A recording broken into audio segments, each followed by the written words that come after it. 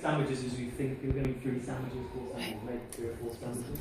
Not to waste it though. There'll be some cake for you to pick up, put in a bag, and you can put that in your bag, and there'll be some fruits as well for you to take for your lunches too. 8 o'clock is when the hatch will open, and you'll be able to say, yes please, I'd like that and that in my breakfast, and then you'll walk back to your tables and have your breakfast. And we do have a shop that opens in the morning as well, about 8:30, something like that. A few souvenirs. It's not a big supermarket. Yeah, it's not Tesco's. It's quite a small little thing. But we do have a few kind of fair trade gifts and sweets and things like that in there, and any kind of essentials like toothpaste and toothbrushes if you forget those. But everything starts at 9:15. Yeah, you're ready to go in that meeting room, and that's when your course will start. And there's going to be various activities. I've got a few slides to show you some of the activities in a minute. That happens for the whole day. You'll have some lunch.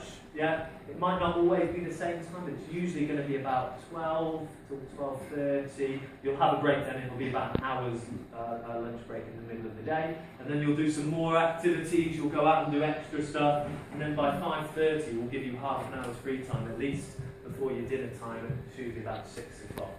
Okay. You'll have an hour's break for dinner. And then at 7 o'clock you'll have evening activity as well, and that will last about an hour, and I'll show you a few pictures about what to expect there. And then you'll be finished up at about 8 o'clock, and then you'll have some free time before, at the very latest I think, 10 o'clock, but we'll let staff arrange kind of what time that might be, as to what time you're going to be in your rooms. Is that 2 minutes past 8? What time you're going to be in your rooms and lights out and things like that, okay. But we'll tell you more about. We'll remind you of this when you arrive as well, so don't panic if you forget. Okay. Okay, some activities. You'll probably start off doing things like team challenges and orienteering. There's various things to do. Some tasks involve water. Some involve various unusual plants that you've got to walk on. They're all kind of problem-solving and team-building tasks. For us, it's a chance to see you guys shine. See you guys work as a team, to cooperate. All of these keywords at the bottom will start to crop up, and it's a chance for you guys to show your teachers, and we're going to take photographs of you guys working together to achieve the aims, the objectives of these team tasks. Orienteering, I don't know if you've tried that before, using maps. It's going to be a little bit of a competition here to see who can find the most points around our grounds. It might even be when it's getting dark, so you've got to use torches and things like that. And watch out for deer as well as you're walking around. You're also going to get a chance to go to our rivers and ponds and have a look at what's living inside it, do a little bit of a mini science investigation, just to see. I don't know if you've ever used a net and done some scientific sampling of ponds and rivers, but you're going to be doing all of these things as well, and at the same time looking out for extra wildlife, because there might be a golden eagle above your head if you're looking down here, so make sure you're looking around you at the same time. You're also going to be doing some roped activities. So that involves low ropes. That's usually obstacles just above the ground. You might be about that high off the ground on a wire, using your balance and climbing from one thing to the next. Or you might be climbing a little bit higher. We might actually attach a rope to you, and you might have to climb up into the trees, and then you're going to have to maybe walk across something, or even jump off a platform if you're feeling brave. Nobody will force you to do any of those things if you don't want to, if you're afraid of heights. But we will try and push you a little bit. We will try and challenge you. It's all safe. All of these things exist. That rope there can hold a double-decker bus, so it should be able to hold each and every one of you strung together all at once, actually. So that's fine. I did bring a helmet along. You will be given loads of safety equipment when you're doing these things. We are a licensed centre to do these kinds of activities. If you want to try and put one of those helmets on, I've brought mine along. It might be a bit big for you, it might not be. If you wanted to try it on at the end, you can do, so that when you arrive, you can put your kit straight on and wow the instructors. That'd be brilliant. You're going to be doing stuff like that. There's lots of challenge there. You are going to be holding each other up on the ropes. Can you see that picture? So you're going to rely on your classmates to hold your rope. Do you feel confident? All right. Well, We'll tell you what to do when you get there, but hopefully you can start to figure out who you want holding your rope in the next month before you arrive. Okay. So lots of things to come on with there. You are going to be using some. We're going to give you some kit to kind of look for some of these animals as well. We're going to set camera traps, so any animals that wander in front of the camera takes a photo. So you're going to set one of these. You're going to be doing some bat monitoring. I don't know if you've ever used a bat recorder before. If you can hear, we can't hear bats, but when you've got a fancy machine like that, you can actually hear them, and you can tell what types of bats you've got. And we also might set one of these. These capture small animals in a nice way. It doesn't hurt them, but it gives us a chance to see what wildlife is scurrying around the centre at night. I won't tell you much more than that. I don't want to spoil the surprise when you get there. So I'll let you know. That's going to be on the second night, I think. So we're going to be doing various things, and that's going to be at night time as well. I won't go through every activity because I'd like to keep a little bit of surprise for when you get there, and I won't spoil it. But if you've got any questions, you can do. I don't know if that's too small for the folks at the back here. I just copied and pasted this because it's on a bit of paper that I think all the parents will get. It's the kit list. But I think it's worth just mentioning a few things. I'll whiz through them. Indoor shoes is quite important because we ask that you don't bring any outdoor shoes inside on a nice kind of tartan carpet and things like that. So you have an indoor pair of shoes and you have outdoor shoes. So if you're playing football outside, you have some trainers for that. And you have some kind of slippers or other plimsolls or something to wear inside, okay?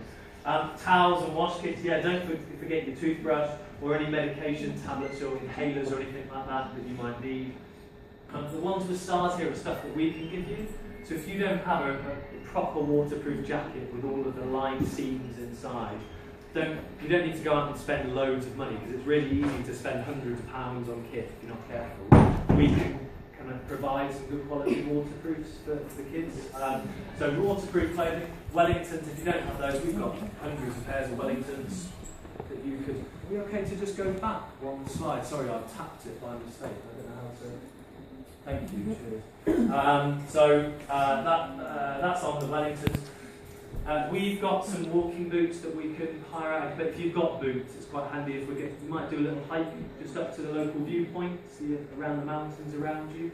So if you've got boots, great. If not, we can provide those. These next bits are quite important. Clothing. Sometimes we get students that come along and they don't bring enough clothing, so they get a sweater wet, and that's their only sweater for the weekend. So it's worth having lots of warm clothes because upland Perthshire in March, it can be quite cold. It depends what our crazy weather does. But upland Perthshire can be quite cold place. So make sure you've got lots of warm clothes and a few spares of those warm clothes as well. It's quite good to have lots of layers as well as one big jumper, if you know what I mean. Okay. So just make sure you've got lots of warm clothes, lots of spare underwear and socks and things like that, because those are things that get wet and stuff like that sometimes, quite often.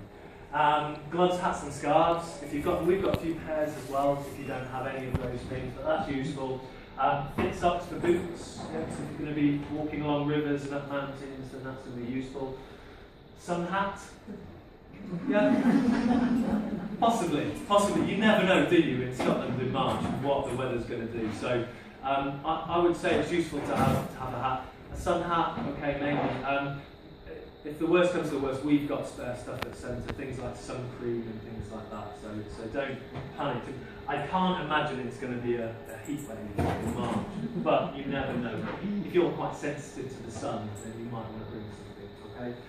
Lunch boxes, if you've got a thermos flask, you can bring one. It's nice to have a hot drink at lunchtime, but it's an optional thing. Drinks bottles are important. A lot of people running around, jumping off things, playing football, you get dehydrated quite quickly, so make sure you've got a drinks bottle with you. Torch is handy to have, even a cheap one's good. We've got a few. If you don't have one, we can lend you. We're not going to get you to do loads of written work, but we might get you to do a few things. Yeah? We often sometimes get groups to do little diaries at the end of the evening, and that might be something that your school wants to think about. So we might ask you to bring just a pencil or a pen to write with. But again, we've got a few spares. Okay. In terms of electronic items, I don't know. Some students have iPhones and iPods and things like that these days. If I were you, if you have any of those things, I would leave them at home, just in case they get lost or damaged for whatever reason, left on buses, dropped in ponds. And actually it's quite nice to stay away from electronic items for a couple of days. I know I need to force myself to do it a bit more often than I do, but when I go to Kindrogan there's no mobile phone signal. We have phones at the centre if we need to get in touch with you or you need to get in touch with us, but there's no mobile phone signal, so it's quite nice. I would just leave them at home if I were you, okay? Oh, and the only other thing I'd mention is that we provide the bed linen. Do you make your beds?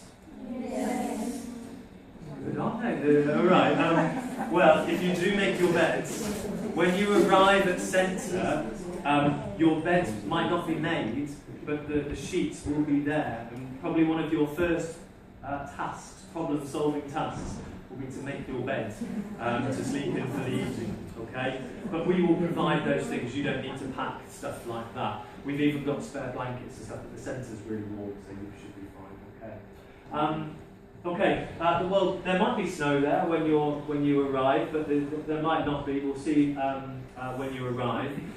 The course is going to be tied into Curriculum for Excellence, and although you're not going to be doing lots of kind of written reports or anything like that, it's very much about kind of getting you guys to think about your own, looking after yourself for a little bit, making your own sandwiches, being a bit independent, looking after each other, problem solving, thinking about other people, thinking about obstacles that you're going to have to overcome in that kind of environment. So very much aligned with Curriculum for Excellence. And parents, you've probably seen these kind of 4 capacities that are spoken about, and that's very much what we're going to be working towards during the couple of days that you're with us here at Kindrogan. So this is more for the parents, but there's lots of things that we're going to be ticking off. And if you want any kind of written information about how each of the activities that we do, where it ties into all of this, then I can provide that if you'd like it, okay? And that goes for the teachers as well. It's quite handy when you come back and you've got all of your paperwork to do too, okay? In terms of the staff there, I'm not going to be there when you get there. I'm very sad about that. I'm going to be visiting schools in Glasgow, because that's what I'm doing most of the time. You're going to be with a lot of my very talented field tutors. Some of their jokes are a bit rubbish sometimes. They will probably try and tell you a few. Just laugh. Okay, just pretend, all right, and they'll be happy. But they're expert in what they do. They're very good at getting you guys to get involved with some of the activities. They want you to be safe. They want you to be happy. So you just need to ask them if there's anything that's wrong, or if you need anything, or if you're concerned about anything. They're all first aid trained. You guys might not be worried about it, but I'm sure the people in the room are. And we have first aid trainers on site all the time. In fact, we have people that run first aid courses on site, so they're pretty well knowledgeable in that area. There's somebody in the centre 24 hours a day from our staff, and your staff will be there all the time anyway, their sims, but they'll be able to contact one of our members of staff no matter whether it's day or night as well. There'll be somebody there. There'll be some healthy food, it will be tasty, and there'll be plenty of it. There'll be lots of food to eat because you'll be out doing lots and lots. You will be doing bits inside, but I said most of all you're going to be doing challenging outside activities. If the parents are wondering, oh, I don't really want my young child climbing up anything, jumping up, everything's risk assessed, and we are licensed by the Adventurous Activities Licensing Authority to do so, and we're tested every year. But if you want to ask me any questions about it, then I can go on. I will. Okay. So we look forward to welcoming you to Kindrogan. I don't want to keep you for too long, but I will answer any questions that you've got now as a group. Or if you want to stay behind and ask me on my own, you can do that as well. Before we do that, is there anything from staff members here that you want to add? No, I don't want to put you on the spot then. More about foods, do we have halal options? Because we have quite a few children who choose a halal option. Yeah, a lot of our groups have halal options, so that is perfectly fine. It should just be a box that's ticked on one of the sheets, and there's usually 1 or 2 halal options that you can see there. And the chefs, I forget what certificate they've got, but they've got the highest hygiene rating that you can get for their kitchen, and they're always cooking halal options and various they're catering for all kinds of dietary requirements, and halal is one that we often get. So yeah, Okay, so that's fine. Another question is with regards to mobile phone coverage, because I know Mr. Rafferty likes to tweet. So what we were hoping was to keep parents up to date by taking videos and uploading to YouTube and tweeting. Would we have to put them in the nearest mountain top to get a signal, or is there somewhere close to the record? There is signal about 4 miles away. There we go. Oh, sure, walk. It's a quick little circuit. You'll be back before dinner. Or we do have a few computers and wireless Excellent, internet yes, that would be access fantastic. that you could have. But I'll let you decide. It's all the parents know that they'll be able to keep up to date with what we're doing. Absolutely. And we'll be able to go onto YouTube and check out the videos that we'll be doing. And you'll all have to make sure that your helmet's done properly and that your hair's perfect and it needs to be videoed. I will mention that the FSC and FSC Scotland, they've got quite a big website, and a lot of the risk assessments, a lot of the kind of background information about kit stuff, it is on the website. So if you forget anything, then you can go onto the website. You can even phone up the office and ask them anything that you've forgotten today, for example. And there's also like a virtual tour of the centre on there. So some of the photos that I've shown you are from that. And you can just have a look around at the centre and just get a feel for the place as well. Okay. Could I ask a couple of things? Of course.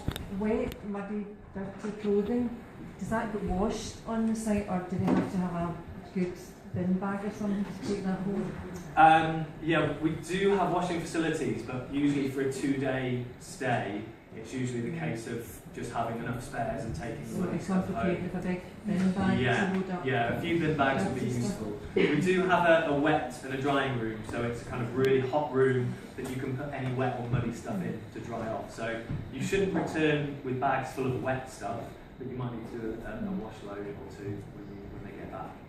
Yeah. So normally what we do as well, camera-wise, is to bring disposal and they label it. The cameras are usually taken off at night, so they're not in dormitories and bedrooms, and they're issued in the morning. That means digital cameras don't get broken, or yeah, that's fine. The disposable cameras are perfect. But definitely with a label on them, Yeah. and then we can take them away. You'll be wanting to remember your days in Kindrogan, so yes, that's How about the other thing was traffic sickness medication? If it's you taken prior to parents will administer it in the morning for the children on the bus. in some kind of And areas, if they've got the wristbands on when they things. come to school wearing the bands on their wrists. And if they have taken medication, could you let us know? Sometimes it can be a wee bit drowsy. Just of interest, the instructors all have cameras, and what they tend to do is take photos throughout the course, and they'll give you a CD of all of the photos that they take, and then they'll delete all the photos that they've taken from their cameras. So you'll have that, and that's quite good because the instructors are usually in a position where they can see all of the activities taking place, and they get some good shots usually. So they'll give you, you can have access, I'm sure, to all of those as well, jumping off things. One last thing, there was in Blair Paddock there's usually a problem with spray-on deodorants that set off alarms. Is that a problem? It is a good point. Yeah, we have. It has been known that anything that sprays sets off alarms because they're quite sensitive. They sense tiny little particles that smoke might produce, or if you spray something, you might set them off as well. So I would avoid bringing any kind of spray, deodorants or hairsprays or anything like that as well. But that's a good point too. Otherwise, when you're scared, get away from it. Yeah, and to be honest, your hair's going to be a mess for 2 days anyway, so don't worry about it. But if you're desperate for deodorant, then just get a roll on or something like that. And hair dryers and things, take it up provided for girls with long hair? We do have a couple, but it might not be one per room. We have 1 or 2 that we can lend out, so it might. Once we put them in their dormitories, then we can work out, make sure there's one in hair It might be worth having 1 per room, for example, or something like that. Yeah, but I wouldn't bring any straighteners or anything like that, because sometimes the steam from straighteners can set off the alarms as well. That goes for the boys as well. I don't know why you're laughing at Yeah, it. yeah. Boys in here, yes. Boys more than girls sometimes. Yeah. Yes. You can bring hedge up, yeah, by all means. You've got to look good.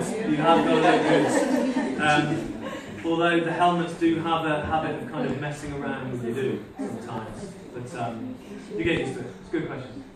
Yeah. There is a minimum of 4, but sometimes there's more than that. I don't know what rooms they're going to provide you with, but it's going to be at least 4 people per room, possibly more. Okay. Right. Yes. Say again, sir. It's a good question, and I'm not entirely sure of the answer, because I haven't seen the bookings calendar yet. But I imagine you won't be, actually. I imagine there will be other groups there. And they might well be older secondary students, they might be university groups. Either way, you'll have your own part of the centre. Yeah, you'll have your own room to meet in, and your bedrooms will be your own, and you won't get other groups walking in your kind of accommodation area. Okay? But you might see, during dining times and things like that, you might see other groups eating and things like that. Yeah. Okay. Yeah. What's the most suitcases or just a paper bag? A lot of people these days take suitcases. I see a lot of wheelie suitcases these days, but it depends what you've got. Bags can be fine too, okay? So you don't need to go out and buy anything different. If all you've got is a bag, that's fine, okay? Does anybody else have any questions? Yes? In case of an emergency, how far away are you from doctors or we are 15 minutes over to Pitlochry, where the nearest medical facility is. Okay. So it's pretty quick, and because they know we're an outdoor centre as well, they're usually very prompt and quick if there's any issues. Yes. See the rucksack you're going to bring, does it have to be a big or small? No, I would say a small one is fine. In terms of probably something that you bring to school, actually. Have you got a rucksack that you bring to school? No, you don't have it. For those of you in the know, just what they call a day sack is fine. So something that's kind of up to about 30 litres, something like that is usually fine. But again, we've got some rucksacks, so don't go spending £100 on a rucksack unless you want to. Okay. Yeah. What's the staff to people ratio? Depends on the activity. For the roped activities, we do a maximum of 12 students for one instructor. For other activities, that gets a bit bigger. So you might have one instructor for the orienteering session for the whole class, or for the rope sessions, you might have 2 or 3 or 4 instructors to make sure the ratios are right for those activities. So it will be, I think it's 1 to 30 is a maximum for any of our activities. That's one of our instructors. That usually includes at least one of your staff. So at any time, there's going to be at least 2 to 30 students. But that's more than likely, most of the time, it's going to be even less than that for other activities. Okay. It depends how many staff you bring with you. Sometimes it works if there's 2 staff on one of ours and a group of 15 students. Mr. Ramsey, Mrs. Core, myself, I'll be there for a day and a night, and our deputy, Mrs. Fitzpatrick, will be there for a day and a night, between us, so there'll always be 3 members of staff there with the children. So it sounds like at the absolute maximum, there's going to be a kind of 1 to 10 ratio at any one time. It sounds like that. Okay. Yes? See for the shop, is there like a maximum money you can spend? This I'm going to kind of hand back to your parents and your school, really. There's not a huge, as I said, it's not a huge shop, so if you bring £300, you will struggle, you will really struggle to buy it. In fact, you could probably buy a whole shop for £300. I won't bring much more than £10, £20 at maximum, you know, it's you're really going to struggle to spend anything more than that. And the shop is really only there if you want to buy some postcards or a little souvenir or a present for your parents or your grandparents. Yeah. Yes? On the list it says to bring swimming costumes of transport. Doing any swimming? You won't be doing any swimming activities, I'm fairly sure. And you don't, I'm not sure where I saw that or where you saw it, but yeah, you don't need to swim costume whilst no. We sometimes do some activities in the summer in the local loch, but it's going to be far too cold in March. Okay, all right. Anything else that I can attempt to answer? Okay, well, for now then, we can leave it there. As I said, I'm going to hang around. If you want to come and have a chat quietly afterwards, you can do. If you want any more information, then I would encourage you to look on the website. There's going to be some paperwork that I imagine that you've already got, or the school will receive and give to you at some point. But for those of you that are coming to Kindrogan, we can't wait to see you there. My staff team over there will be waiting for you when you get off your bus, and they'll be ready to show you to your rooms on March the 2nd. Okay? So have a good month or so before we see you, and get ready for a challenge when you come to Kindrogan. All right?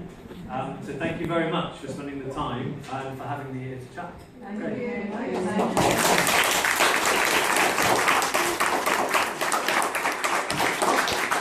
And if anybody wants to try on a helmet, mine's there for you to give If you want to have a quick one flat, please feel free. If not, you are free to go. The doors are unlocked. You have to press that though.